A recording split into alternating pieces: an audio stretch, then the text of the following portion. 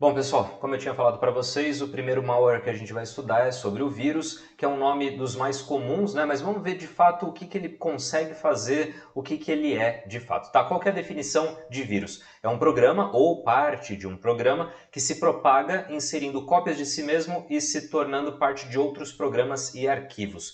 Então, basicamente isso é o que pode fazer um vírus, é um programinha, mas pode ser também um arquivo que já foi infectado, então ele está com o vírus e ele vai se propagando, fazendo cópias de si mesmo em outros programas, em outros arquivos. Ele vai infectando então vários arquivos que estão próximos a ele, por exemplo. Então, é importante que você saiba o seguinte, uma definição aqui super fácil de entender, de que é uma característica do vírus e ele é um pouco limitado em relação a isso, que é o seguinte: para que ele se torne ativo, ou seja, para que ele funcione, para que ele esteja ali no seu computador infectando outros arquivos, é fundamental, é necessário que você execute esse arquivo ou esse programa que estava infectado. Então, se chegou algum vírus, por exemplo, no seu computador, aquele arquivo, ou então aquele programinha, aquele executável meio malicioso, você não sabe se era uma ameaça e no final ele era. Se por um acaso ele chega no seu computador e você não faz nada com ele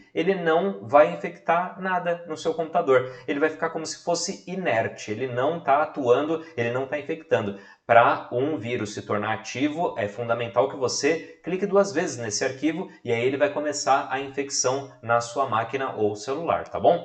A principal forma de propagação, ou seja, a principal forma de como que um vírus está no computador, depois vai em outro, depois em outro e depois em outro, é por meio de mídias removíveis. O vírus,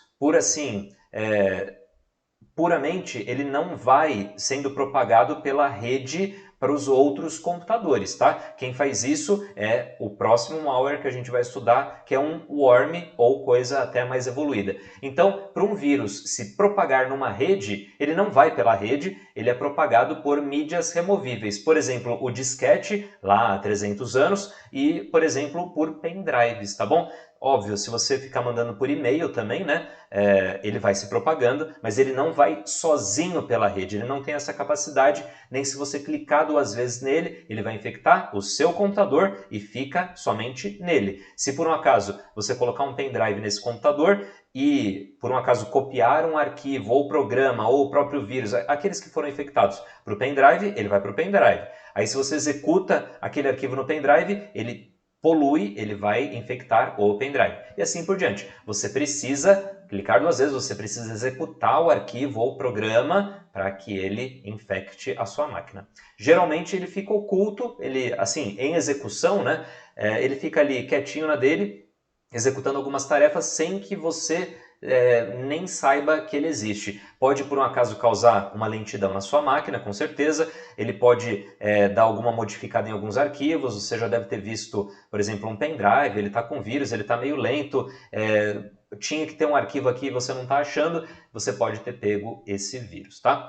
E quais são os tipos mais comuns de... Quais são as formas de você pegar esses vírus, tá? A primeira forma, uma das mais comuns hoje, é propagação por e-mail. Como assim? Poxa, esse e-mail está com um anexo, esse anexo está infectado, você baixa esse anexo e infecta a sua máquina. E aí pode parecer meio óbvio, né? Pô, mas se for uma pessoa que eu não conheço, sei lá. Gente, às vezes tem uma foto que está infectada, essa foto foi anexada no corpo do e-mail, você não precisa clicar nela para baixar no seu computador. Só de você ver a foto, ver esse arquivo dentro do corpo do e-mail, já é o suficiente para ele ter sido baixado para o seu computador. E como você vai querer abrir essa foto, como ele já abre muitas vezes de forma automática, você está com o computador infectado, infelizmente.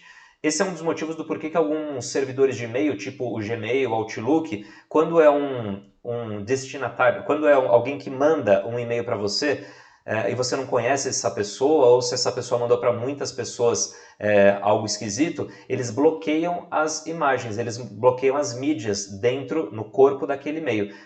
Basicamente todo spam que chega lá no seu e-mail está com as mídias desativadas. Você tem que forçar, você tem que clicar ali falando que você quer ver. Quando você clica que quer ver, é como se a imagem fosse baixada, como se fosse executada no seu computador. Então, cuidado com isso. O que mais? Como? Por meio de scripts. Como assim, script? Script de website, tipo JavaScript mesmo, tá? Dependendo do navegador, esses scripts vão sendo executados automaticamente. E alguns scripts são sim maliciosos, é óbvio, depende do site, né? O que mais? Macro, já ouviu falar nisso, né? Por exemplo, macro lá do Excel, tipo VBA, programação do Excel lá, que deixa muitas coisas automatizadas e funções e recursos.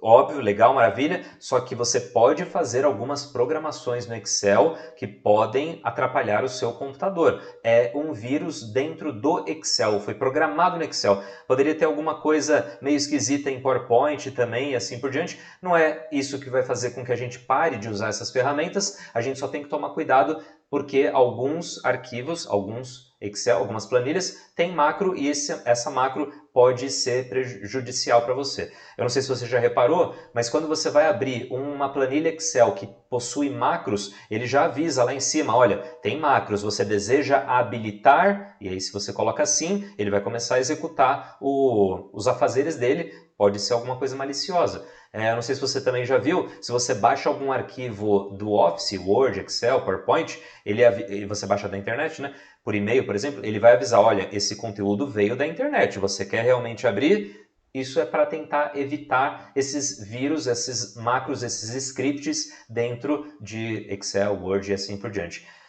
Então, basicamente, são os tipos mais comuns que você consegue um vírus, infelizmente. Óbvio, por pendrive também, né? Por disquete a gente já não usa muito mais.